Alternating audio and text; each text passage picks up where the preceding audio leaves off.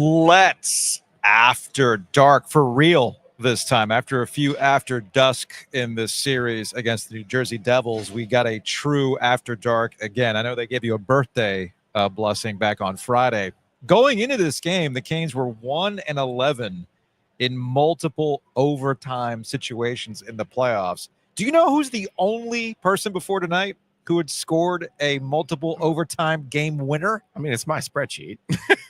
What you got, Joe? Brock McGinn. Brock freaking McGinn was the last Cane the only Cane up until this point to get a game winner in multiple overtimes. You can now add Sebastian Aho to that list. Look, man, I thought Jacob Markström was going to put the Devils in a position to catch the Canes flat-footed at some point in this overtime, given the way he was playing.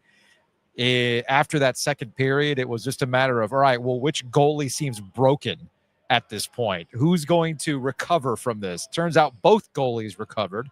Kochetkov and Markström recovered in the third period for a strong performance. And then Markström's performance just continued. I mean, he was just peppered and stealing shots in the first overtime.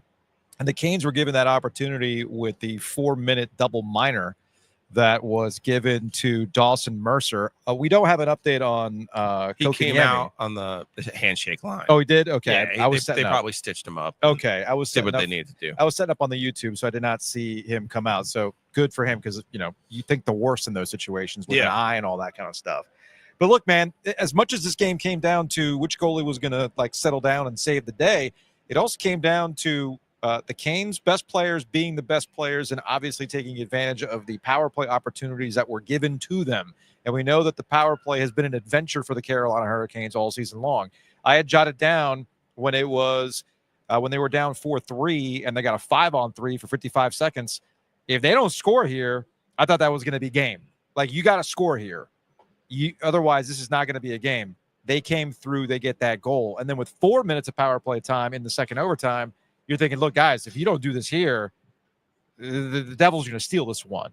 And, of course, best players got to be your best players. Andrei Svechnikov continues to be great.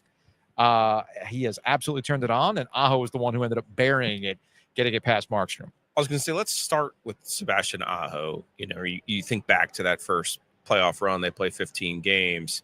And that was where we really got into the Sidney Lowification of Canes hockey.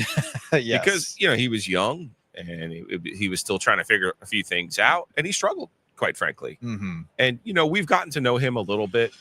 And he is the kind of guy who is ultra competitive. But he's not the kind of guy who is like this steaming, fit of anger and fit of fury and rage that you're like, oh, okay, I see it. There's some still waters running deep with Fishy.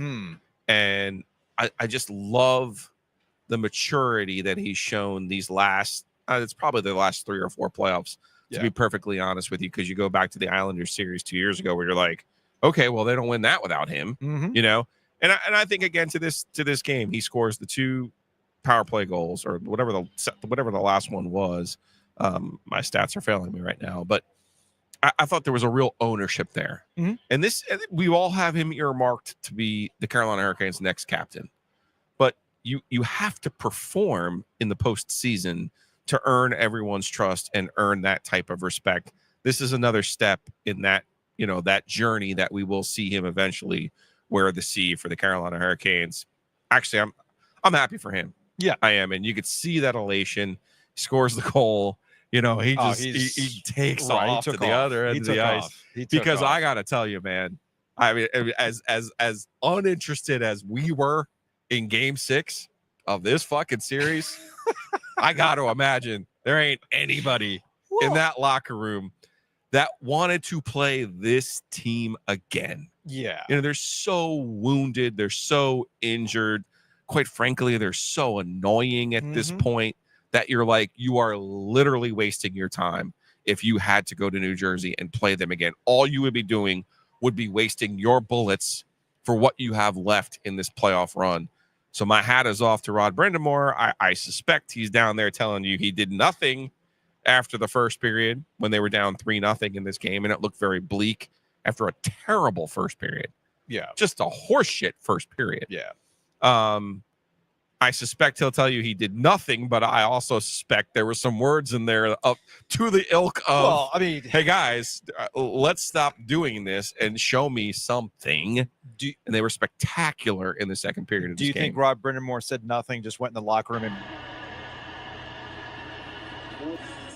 and just chewing his gum and rolling his eyes and say anything? Just wrote on the whiteboard, flight to Newark, right. 4 a.m. or whatever it would be. Was that the inverse Godfrey? There is not a plane waiting for you, okay? We canceled that charter. There is not a plane waiting to take you back to Newark. Big shouts to Bloomin' Blinds. They've jumped on to be our After Dark sponsor throughout the postseason. We knew we were going to get another round eventually. Don't play with your food. Just like you don't want to mess around with your blinds. Don't be like Gilio. Don't try to be a hero and get all mad at yourself. Try to put up blinds. Get the experts to do it. It was 20 years ago, and you're still mad about it. You're still mad about it. So contact our friends at Bloomin' Blinds. Call them directly, 919-980-9815. Our guy Chris and our guy Nico, they're going to take care of you. You do 10 or more window treatments, they're going to give you 10% off. But they can also do things like blind repair, like Gilio's got dogs that ruin his blinds. They can fix that for you. So on the regular. So big shouts to Bloomin' Blinds. And those room quieting setups, that's got some potential, Joe. That's got real potential. We got to do it. Someone check on PK Subban. Oh, perfect. Got to have Mike in there on that one. Got to have Mike in there on that one. Perfect. From Jason, regarding PK and Biz, don't ever trust the opinion of somebody that never watches any of the games. It's funny. I've actually been trying to do a better job of taking in things like Spit and Chicklets. I'd never really listened to Spit and Chicklets before, unless there's like a Carolina Hurricanes player that's on, and they usually, and again, they're really good at bringing out something from the players, which is very, very difficult to do in hockey. So I give them a lot of credit. But yeah, it's the equivalent when you talk about national stuff. The Canes, for whatever reason, I think it's twofold. I don't think a lot of people spend a lot of time watching the Carolina Hurricanes nationally. You end up picking up more of your information and your insight from other people, other scouts, other media members to kind of inform your opinion. It's no different than what I would do when it comes to, say, ACC football or ACC basketball. I don't have enough time in the day to watch, Wake Forest versus Stanford. But, I'll hit up our guy, young Connor, to be like, hey, what should I be paying attention to? So I don't necessarily get on Biz per se or PK Subban. What I think ends up happening is that there's a little bit of, they know they control Canes fans, much like a Jeff Goodman knows how he control NC State basketball fans. And oftentimes people take the bait. And that's fine. That's all part of sports fandom. I get all that kind of stuff. But I will say this about the Carolina Hurricanes. And the one thing that was, to tie it back to the start of this game, the one thing that's still nagging in the back of my mind is, can this team consistently put teams away when the opportunity is there? Because how many times have we talked about this? As great as this 7-year run of playoff appearances have been, there have been times where they make these series go longer than they need to. And I was in shock at how they started today. Shock how they started today. I don't know if you go in with overconfidence. I don't know if you think you broke them on Sunday. Maybe you lost a little bit of confidence because of the way Kochetkov started, which, I mean, it's a deflection. That first goal, man, as I joked, is like, it was the Devils who decided to cause chaos in front of that one. I'm not going to put that one on Kochetkov, but you could tell it was deflating, and then that starts to pile up after a little bit of time. And I ran into a buddy of mine, Burns, at intermission, and he was not Brent, no, and not the guy who's selling water too. And or Trent, right? And John was like legitimately pissed. Like, you got a lot of people in this building on a random Tuesday night paying a lot of money, and you put out that effort, I'd be pissed. And of course, as much as the best players were the best players, John made a good point, so I'll give him credit. What got this started were the young guys.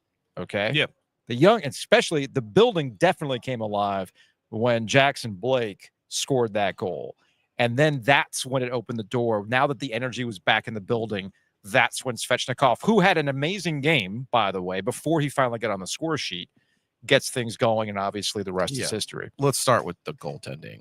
I always go back to the snap answer from Eric Tulsky, which will always be your first answer and always be your instinct. you always should trust your instinct. I just think his instinct is wrong. Okay. We asked him January 29th if the goaltending was good enough to win the Stanley Cup. He said without even blinking, yes. Yeah. And he mentioned both goalies and how comfortable they are with both goalies. They're not comfortable with Peter Kochetkov. They're not. They're just not. They're not. He's not good enough to put his name on the Stanley Cup. Now they got away with it tonight. Credit to him. After a really bad start, he did enough. But the Devils had 2 shots in the first overtime. It was brutal. I mean, he almost gave up the game-winning goal at the buzzer of regulation. Yes. Now that would have been calamitous. I mean, did I not tell you that? That would have been calamitous. I think I said to you something dumb's going to happen with about 10 seconds left. That didn't happen. Now, on the positive side, Joe Giglio, reporter, journalist, capital J, was walking in the hallways, getting several drinks of water and several pee breaks. And on one of them, Frederick Anderson in his suit was walking from clear across the other side. It was just me and him. You are my density. He was walking fine. Yeah. There was no giddy up, hitch, limp, nothing. Looked really good to me. There's my scouting report for you. Okay. I suspect if this was game 7 of the Stanley Cup Finals or game 1 of the Stanley Cup Finals, he would have played today. That is my Netflix medical degree evaluation of Freddie Anderson. Say what you want, and this gets back to the total issue of the first period, not just one issue with Kochetkov. I'm not saying that Kochetkov was great or it wasn't on him. No. Some of the stuff was on him. That was a collective failure in the first period. To your point, and part though, of that Canes, is they lose confidence when they see some of those. I get all that stuff, but if we know this, they certainly know this. You got to play better. Yes, you got to play better, and you and I both agree. That was evident in the second period. We said this going into it. You should be able to win a game against this Devils team with Kochetkov in net and not be so worried about it. And sure enough, that obviously gave everybody pause. But I'll give Kochetkov credit. Things did settle down. He did. He settled down, and both goalies played amazingly well in the third period to get us to the overtime. Mike!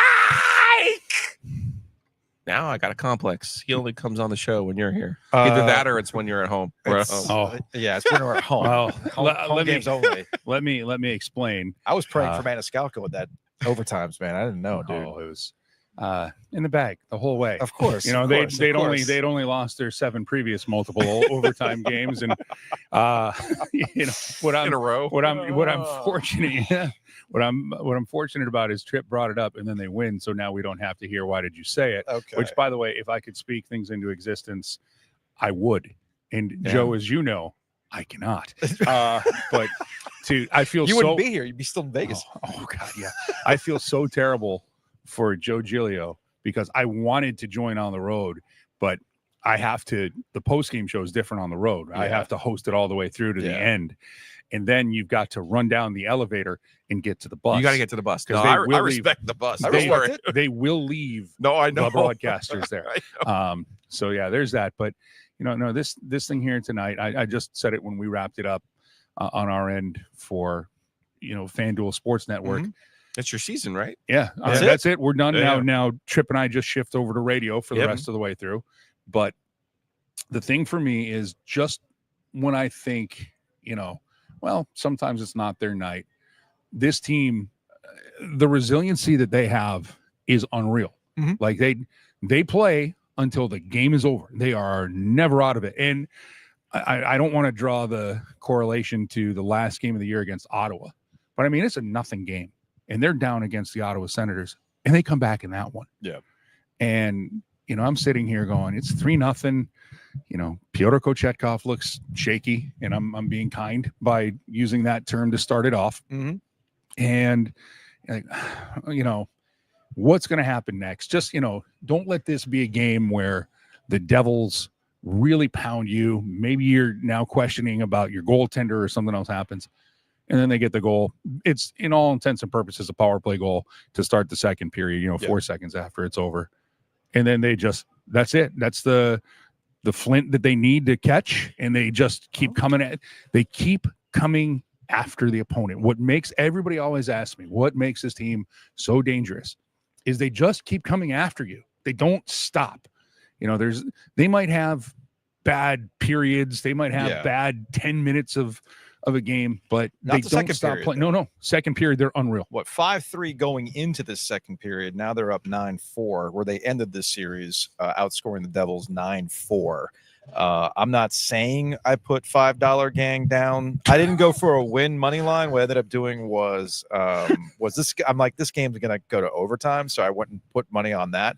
I won that, and then parlayed that. Little ladder action here, Mike. Little ladder action. Oh, look at you. I won $60 on Aho's game winner. Nice. Now we're talking. I put another $5. Gilio, look at what's going on. You're finally rubbing off on him. I also did an emotional instead of the hedge. other way, because I've watched. I put $5 on Hala. You know how much I would have won a Hala one? $600. Oh, that was the emotional hedge. But I'm now on top of the euphoria of the Canes advancing to the second round. Yeah, I've watched you slowly drag Gilio into our muck. And, I know. And now tonight, I see that Gilio has actually rubbed off on you to the positive way. I know. So, Like, so much to the good tonight here. We gotta bring it. Not too much inside baseball, but I thought of you on today's podcast when Gilio was trying to like mansplain to me about when they bring in candidates to take over a managerial position. Yesterday's show, or was it was today's show. He was giving me this spiel about, in the newspaper business, they bring these guys in and all this other stuff, and it doesn't really follow through. Just like everybody else, I'm like, yeah, we've never dealt with that. Never in radio. Never dealt with that. Never. No, so we're meeting our. Did you bring up Tovlo next? I bring this up to say at some point we hang out enough, we all start to it all just kind of starts to come together. It's like a melting pot of everything. All right, 7 of 9 over here. I think we started this series. We started this series with some questions about Andrei Svechnikov and the whole idea about your best players having to be your best players. And admittedly, it's one of those, hey, man, it's a little too early after the first 2 games, but it's something that I was keeping an eye on after those first 2 games. It was not so much, was he playing well without getting on the score sheet? Yes. But you still got to get on the score sheet if you're getting that money. Yeah. Here we are. What are you rolling your eyes? No, I just rolled my eyes because no. Yeah, I mean, you don't get paid that. That's what I'm saying. No, that's you get just paid to do that. And you get paid to do that. Look, we can go back to and say, did the empty net goal help him out at some point? Just to see that there's a crooked number, not a 0, when he gets the empty net goal in game 1, and some positive stuff that happens for him. I think that he was a factor to the good in every game. But that hat trick, that's one of the things for him that can unshackle whatever mental baggage he has had about he needs to score, needs to contribute, or needs to be this. I mean, that shot that he scores on tonight, that ties the game at 3. I mean, that is what he does. That is the thing that he can bring that is so unique. And of course, he can be the throwback old school power forward. He had a couple of heavy hits tonight. He had a back check, I think, on Palat, where he turned his back to it. I think it was Palat. It might have been on Heischer, but it's one of those plays that he makes. But if he's going, and the team said it, and Rod has said it, if they are going to get to the ultimate goal, which is to win this whole thing, they need him to be that guy. Yeah.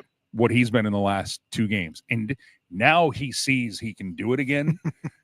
And we'll see what happens. And by the way, if it is Washington, and let's face it, I mean, I like Montreal's been such a great story. Sure. Montreal's chance to win the series ended when they didn't win the 3rd period in game 4. Yeah. Maybe they can steal a game 5, like what we saw Ottawa do, although there's a whole Toronto. If you talk about NC State stuff, there's a whole, Leafs thing that you can dive into if you ever want to go down that wormhole. The thing for me is that series for the Canes and the Caps is going to be kind of one last hurrah for a certain goal scorer. It will. Versus hey, here are a couple of new guys. What do we see? Or, can the torch be passed? Whatever you want to play. Those storylines are all going to write themselves. I'm not going to write them, but they're going to be there to be talked about because it's going to be the first time they meet since that 2019 playoff series here. And there's going to be a hell of a lot on the line here because, Washington had just won their cup in 18, and you could make the case they were all hung over up until that playoff series. I'm pretty sure Ovechkin was still hungover at that point. And I mean, I'm talking in the about best of ways. I'm talking about the figurative sense of the Stanley Cup hangover. Nobody saw what they did in any of the the fountains in DC. Hey, what happens with the cup stays with the cup. But no, but and hey, like good for them. But I'll tell you what, the guys who are still on that Caps team from that series, they're going to carry that in. They're going to have a little something for that one, and we'll see what the Canes bring in. But you like the Cap series though, Joe? I love the matchup for the Carolina Hurricanes. Love it. I mean, I know they still have to get there, but I mean, I bracket luck is real. You know, I'm starting to get 2010 vibes here, 2010 Duke vibes here. Sometimes you got to steal it. Look, sometimes, I mean, there's other years you go into it and you think it's ours, and then if A, B, C, and then at times you just kind of sneak and dance. You dance through the raindrops sometimes. Yeah. I'm with you. I think Svech will be motivated in that series. Hopefully, he doesn't get too much. Because it ended poorly in 19. No, but I think that stuff that's all been put to bed and all that after a while. But the thing for me is you want to see, all right, who else can add? Because we talk about this all the time. Every cliche, the best players are going to cancel each other out in a series, right? That's when you're talking about a playoff series. You need, all right, who else can score? Well, first off, Jackson Blake just continues to take huge steps as a player. I don't see him lose board battles. It's unreal what he can do. Logan Stankoven in this series really, same thing. He's not getting top line minutes, but he's touching the game in a positive way when you need him to. The Stahl line does what they do. They play heavy. They are going to, they're going to give up a couple here and there, but they're going to create more than they give up. But I really like Jankowski with Robinson and Stankoven. This is your, whatever line you want to call it. It becomes matchups. Like when you talk about bracket luck, well, one of the things about it is you look at, okay, how do we match up against who's in front of us? And if you're sitting there in the East and you see how the Canes are now constructed, you're like, well, all right. They have, in the thing that they did this offseason, nothing splashy, big up front. It was, let's make the bottom six a little bit harder to play against, make it a little bit tougher. That's why you bring in an Eric Robinson. That's why they brought in Tyson Jost, who, by the way, was a pro's pro this year with how he went through it. And then you add Mark Jankowski at the trade deadline. And, Jack Roslovic, anybody, you tell me you're going to get 21, 22 goals out of Jack Roslovic, when they signed him. Perfect. I mean, that's the best signing of the year.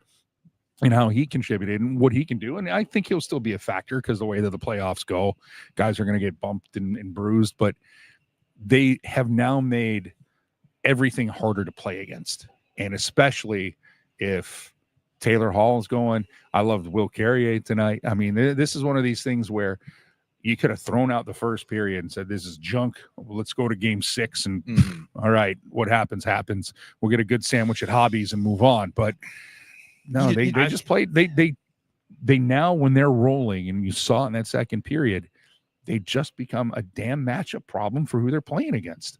And they've always had the depth, right? Under Rod, they've always had depth. The problem has been the power play. Right. And all of a sudden, the power play looks amazing. And in part, that's Jarvis, that's Aho, that's Svech. That's also Gostisbehere moving the puck and when he's quarterbacking. The Ghost has been, he has found his niche. Bully for Tulski and all of them for everything that they've done with those moves. It's fascinating, though, because fuck it, we might as well go 2 steps ahead here on the chess. I love the matchup with Washington. I fucking hate it in the conference finals because now we get to, all right, now you're back to the tippy top skill. You know what I mean? Because Toronto, you say whatever the hell you want about them. They got tippy top skill. Yeah, but they have the same issues. Toronto has the same issues that the Canes seem to have from time to time. Whether you have tip-top skill or you're deep like the Canes, they have trouble closing out series, man. Well, they're in a different world, like he said. You're in an England soccer state, you name it, Red Sox world when it comes to. And I guess that would be the concern, though. I mean, as much as let's not gloss Florida right now because they have a little bit of everything.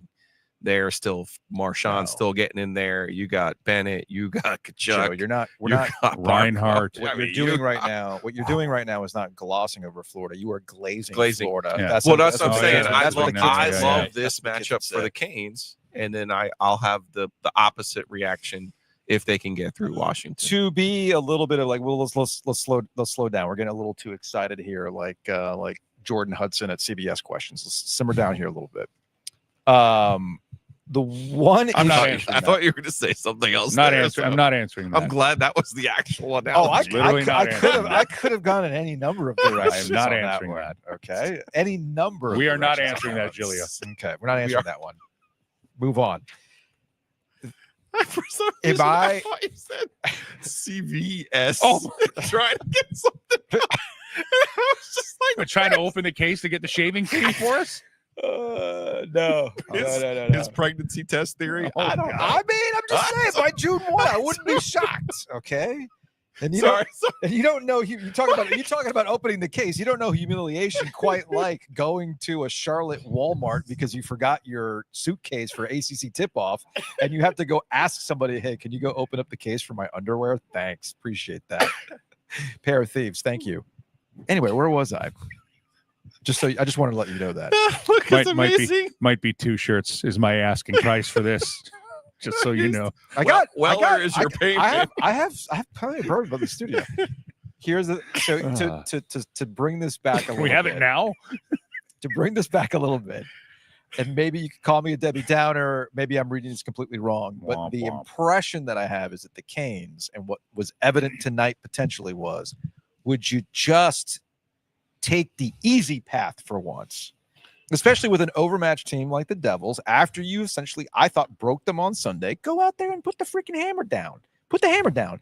And I feel like the Canes have made these early series a little longer than they need to at times. Maybe that's a perception that I've just kind of created in my head. But there are instances where I feel like and I get that winning playoff games is hard, blah, blah, blah, blah, blah. But come on, y'all. Like, sometimes I wonder if they make things longer than they need to, and that affects them in the long run. Allow me to retort. Okay. The series is over in 5.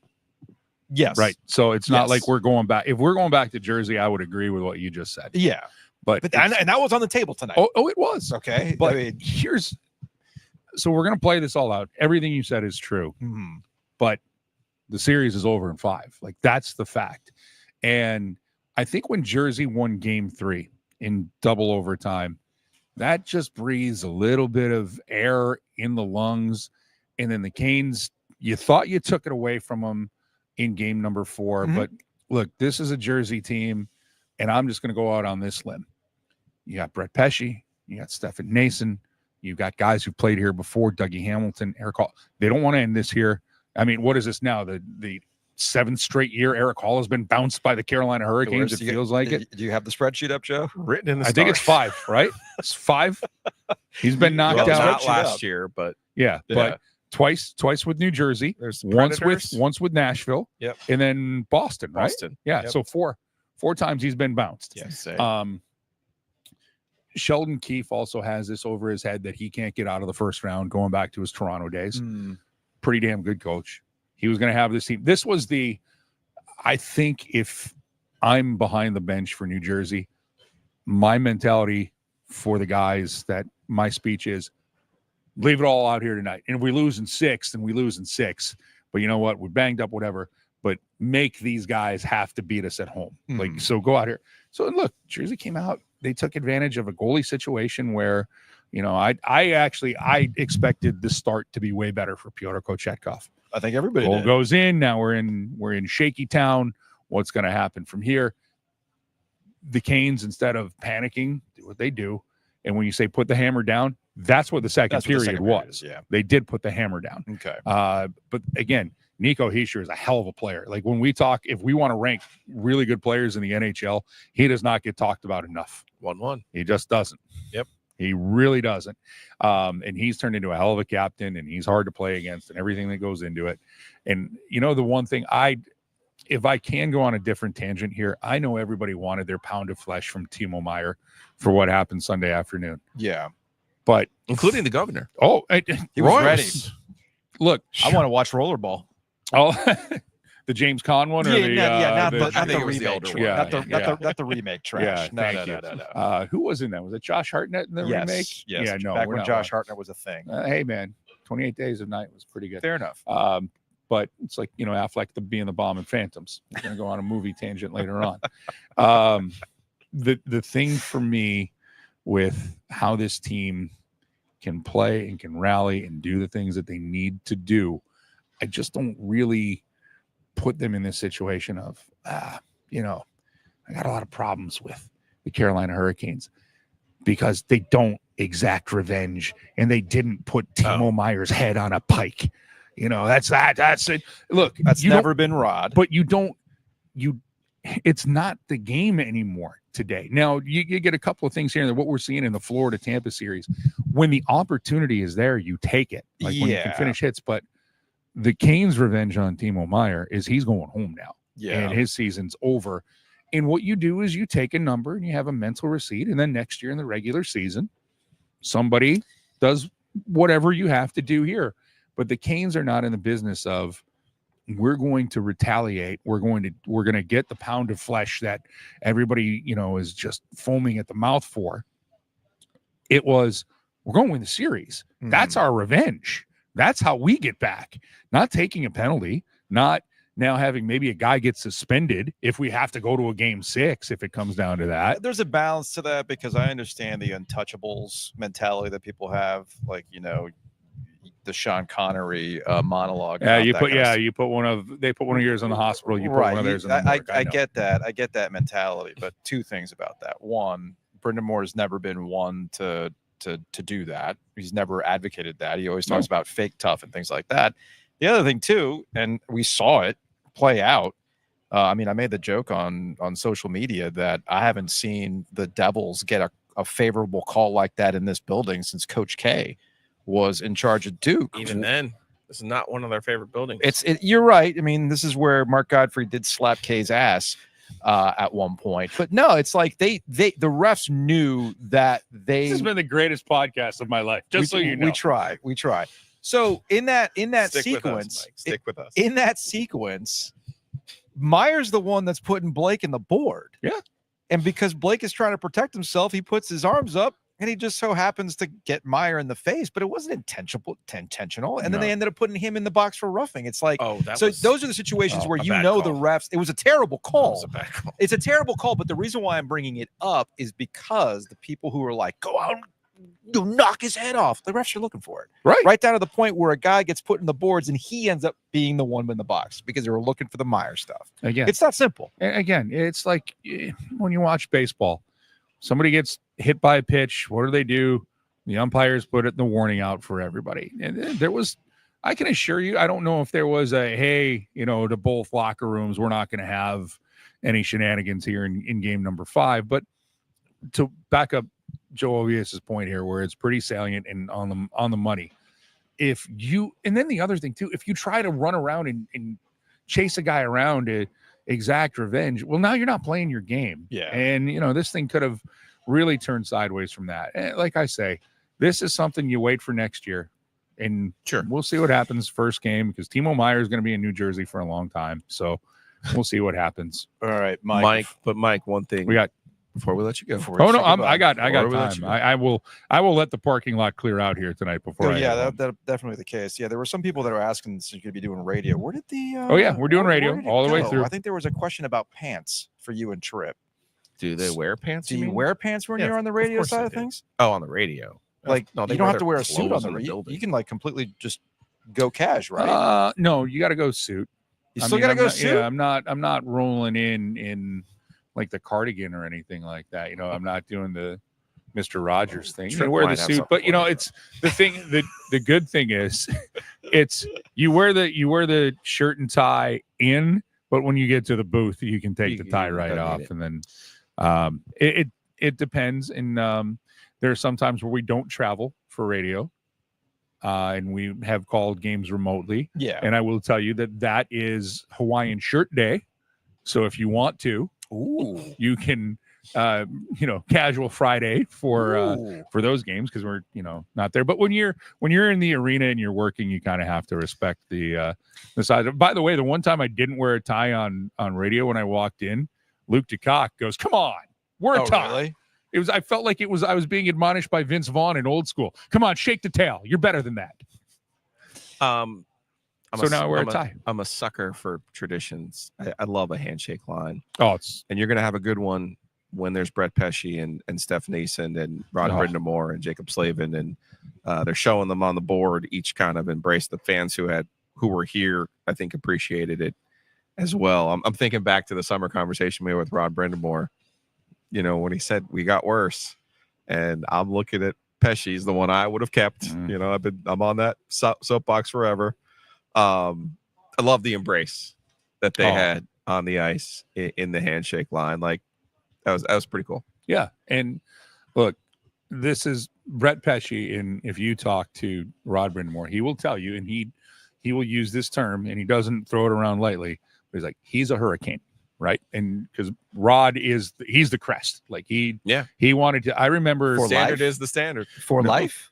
For life. Down to almost scoring the first goal. The random defenseman. Canes forever. Anyway, sorry. So I remember when he got promoted to head coach, and I got to do the interview, and I'm in the reporter and the pre and post game show host deals and all of that and intermission, and he talked about, I want to bring respect back to this crest. In hockey, I want when people see it to, this is what it means to be a Carolina Hurricane.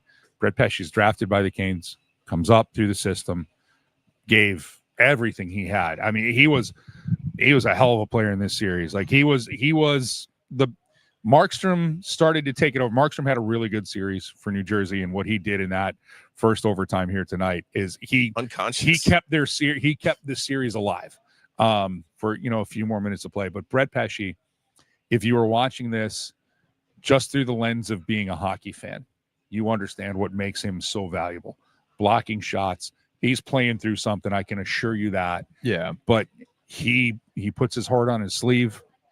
That period, the first period, that was Brett Pesce going, I'm not going, hey guys, I ain't going without a fight, eh? Mm-hmm. One of those things. That's the Terrytown New Yorker. That's the Brian Pesce in him. But he makes 2 plays. Yeah, you're right. I know. I miss seeing that dude in the plaza, man. But it's again, it's those things. But for me, and I said it on the broadcast, when you go through the handshake line, it's the best thing in our country's sports. I know that some people give me something about soccer, and that's fine. But when it comes to North American, somebody would be like, relegation versus, being elevated and what goes through from there. But that handshake line. You got guys, and in the years past, even when it's, the animosity, I'll always remember that I can't believe I shook that guy's friggin' hand, Dino Ciccarelli with Claude Lemieux. But to do what these guys do for however many games and then have that emotion afterwards, that's what it's all about for me. And like I said, this will give you chills. It'll make you cry. It'll make you laugh. It's everything that you want sports to be. On the good side of it, Jimmy V over here having a full day. No, it's having a full day. It's true, but that and when he and Slavin hug, you see that Martin those are the things that made this cool. But Look, I'm not supposed to have favorites, right? I'm just supposed to call the game and whatever. Mm-hmm. Brett, there's a handful of guys when I'm done. I'll tell you, I'll go to the mattresses, for them, that's the old mob thing, as well. Gilio knows. Ovius will bring you into it. I don't know. I'm sitting next to a guy with the name Gilio and a guy with the name Maniscalco. So Tony Montana. Just saying. Good point. Yeah. So good point. The point that I'm driving at here is Brett Pesce was one of those guys who he loved being here. He loved being a Carolina Hurricane, and he's just a good guy. That doesn't, just because you put on a new jersey, that doesn't go away. Yeah. No pun intended. Yeah. That doesn't go away when you're not in that locker room anymore because the guys know what you've gone through. Mike Maniscalco, play-by-play, FanDuel. I have suspended my FanDuel account until October, so we're good. Oh, well, thank you. I mean, look, we support you. It's all good. Oh, our Canes covers. Our Canes, yeah. I put the suspend in for until the start of next season. And you can hear me and Trip on Local on radio. XM radio. XM. That's right, on the XM radio. Perfect. Satellite. Right. Satellite Satellite's getting radio it will done. be there. Satellite's getting it done, man. It's good stuff. Now that you're not going back to New You can Jersey, actually hear Mike on the real Triangle Sports Leader, the OG Media. you know what you can do now that you're not going to New Jersey? What's that? You can show up to the OG birthday bash on Thursday at Shady's. Ooh. You could try OG Light, I can the do official that. podcast You can beer. get your payment, your Wellers. Oh, done. You done. win? Oh, All right. tell me the time. Tell me the place. 6 o'clock, Shady's Empire Food Truck serving up nachos and other Downtown goodies Garner, the in G. downtown Garner. You know what? I'll bring Shane Willis with me. He lives in Garnier. He does live in the does. G. Yeah, his wife is a native. Yeah. So I'm going to need him to sign my 1999 Stanley Cup playoff program from mullet. Greensboro with his mullet. Oh, we can do that. It's fantastic stuff. we can And do then that. maybe I'll raffle it off. You never know. Hey. There's all sorts of stuff. All right, so we'll see you at the birthday bash then on Thursday, Yeah. 6 o'clock. 6 o'clock in Garnier. Let's freaking go. Yeah, I'll I be love there. it. Thanks, Mike. Thank you, guys. By the way, I'm sorry that's stuck. Oh no, I love it. You have no. There's certain things. There's certain things that from that era that I wish would never surface again. But there are two. There are two. Bill Peters, Oh, but there are Kirk two. Muller. There are two. No, Kirk Muller was fine. Yeah, I got a great Washington. Kirk Muller story for another day. Washington. Isn't he an assistant at Washington? Yeah. I forgot about him. But the Mike Just involved. when you do it, there's certain members of the Triangle Media who do it and they think they're funny when they do it. And I'm like, no, No. there's only a handful No, of no, people no. who can really do it. Yeah. But the other one is the hashtag pray for Maniscalco. There is one T-shirt where they were, and this is right before I couldn't hack it in the Mexican League anymore, so figured I'd go over here. There was a prototype T-shirt of the hashtag pray for Maniscalco. I think I still have it. No, I have it. You have it? Because it is my wife's favorite T-shirt. She never wears it out, but she will sleep in it. Okay. And there's certain nights where I know she's like, I just need the comfort of this T-shirt. Fantastic. I was on the shout out to Kane's Reddit. Do you lurk on Kane's Reddit? No, I because Kane's Reddit is and I say this lovingly, there is some unhinged shit on Kane's Reddit. But I say it like in a fun way. Like Respectfully. they do some like bizarre photoshops and I'm like, wow. Okay. I'd love to know what's going on in the mind of this poster that came up with this particular design. But cool, you do it. I'm in it. So you had there was somebody on Reddit who appreciated your put your balls out from game 2. Oh God. Right. And in the Reddit, the real ones remembered because I saw the pray for Maniscalco hashtag and a couple of mics, and I realized, oh man, poor Mike. I forgot that I inflicted that upon him. No. I'm glad that you enjoy that is it. I'm glad Joe you enjoy of that. all of the afflictions and moments of angst and anger that you created for me in my now, Yeah. let me think here, Yeah. 18 years in the Triangle. God, has it been that long? Yeah, I got here in 07. Oh God. I know. We're old. It'll be 18 in October. Okay. But those were the two that I'm like, no, these are the good ones. Why are you? Yeah. Well, good thing is we can we don't have to make it a prototype. We can make some shirts. But I we will can bring those back. I will say this.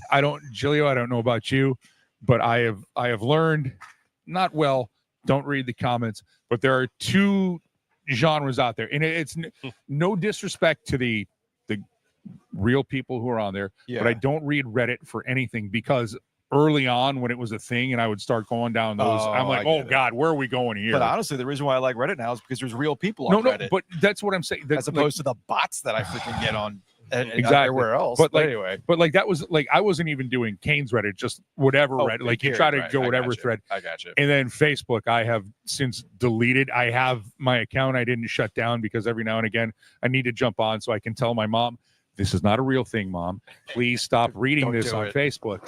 But I have people will send me stuff through there, and I've learned that. But I do know this: the Canes are moving on to the second round.